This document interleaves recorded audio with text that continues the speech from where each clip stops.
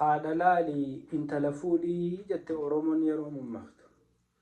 Oromoon waa malee akkana hin jenne.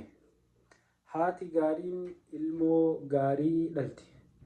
Haati gaariin intala ifii amantiidha barsiisti. Haati gaariin intala ifii amala gaariidha qabsiisti. Haati gaariin intalti isii akka qaanfachaa guddattu, akka qaanyii qabaattu, akka hayaa qabaattu isii gorsiti. Haati gaariin intala isii haraamirraa tiisiti. Haati gaariin intalti isii akka malee akka hin taane dhorkiti. Haati gaariin ammallee intala isii bakka hamtuurra dhaabbachuu akkasumatti bakka badduu dhaabbachuurraa isii dhorkiti. Haati gaariin ilmoo isii kunuunsiteeti iimaanaa fi diinarratti isii guddisti. Intalti haadha gaarii qabdu isiinis gaarumaa jechuudha.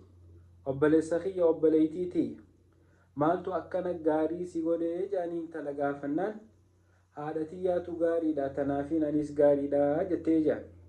Tanaaf obboleessa kiyya obboleeytiitiyya intalti takka gaarummaan isii faamilii gaariirraa yoo dhalatte, yoo haadhaa fi abbaan diinii irratti, akhlaaqa irratti, aadaa hawaasni qabu bareedduu san irratti kunuunsanii isii guddisan, intalti san intala gaarii, intala bultiif taatu, intala boruuf taatu, intala hormaataaf taatu, intala diinii duniyaaf jaalatan isii taasistii jechuu.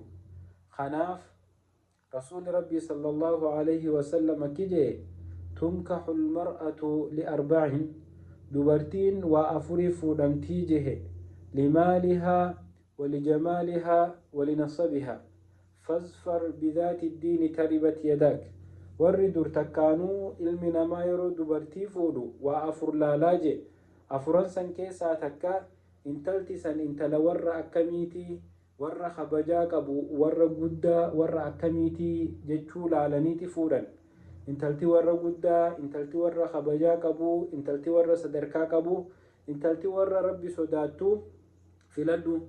Diiniitu qe'eesan keessa jira waan taateef haadhaa fi abbaan intala isaanii san diinirratti kunuunsanii isii guddisan.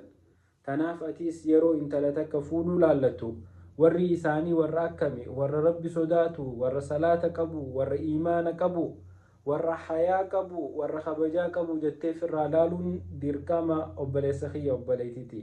Tanaaf gurbaallee akkasumatti gurbaa warra gaarii, intalallee akkasitti intala warra gaarii ilaallachuun gaariidha.